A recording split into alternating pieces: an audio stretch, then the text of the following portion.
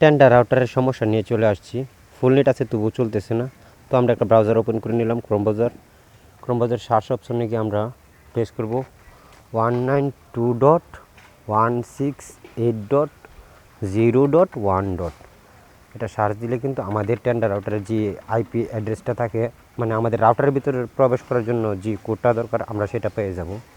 তার পরবর্তীতে সেখান থেকে অ্যাডমিন পাসওয়ার্ড দিব, যেমন এই জায়গা থেকে আমরা অ্যাডমিন পাসওয়ার্ড লগইন পাসওয়ার্ডটা দিয়ে আমরা রাউটারের ভিতরে প্রবেশ করব। ঠিক আছে, যেমন এখন আমি রাউটারের ভিতরে প্রবেশ করলাম। উপরে যে থ্রি ডট আইকনটা সেটাতে একটা চাপ দিয়ে একটু নিচে স্ক্রল করে চলে আসবেন। নিচে আর একটু নিচে দেখুন, এখানে একটা রিবোট রাউটার নামক অপশন আছে। এখানে আমরা চাপ দিয়ে ওকে করে দিব, নিচে সেভ করে দিলে কিন্তু আমাদের রাউটারটা দেখাচ্ছে রিবোট হয়ে যাচ্ছে।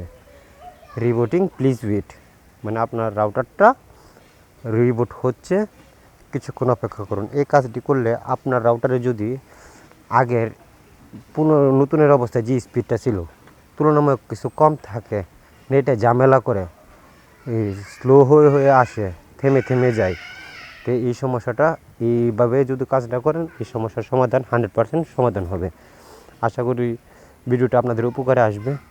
আর আমার এই চ্যানেলটাতে নতুন হলে অবশ্যই চ্যানেলটাকে সাবস্ক্রাইব করে রাখবেন। দেখেন আমার উপরে কিন্তু রিলোড চলে আসা, এই নেটটা চলে গেছিলো, আবার নতুন করে নেট চলে আসছে, কোনো সমস্যা হয় নাই। এই যে এখন কিন্তু আমার পুনরায় আগের মতো সেট হয়েছে। ধন্যবাদ সবাইকে।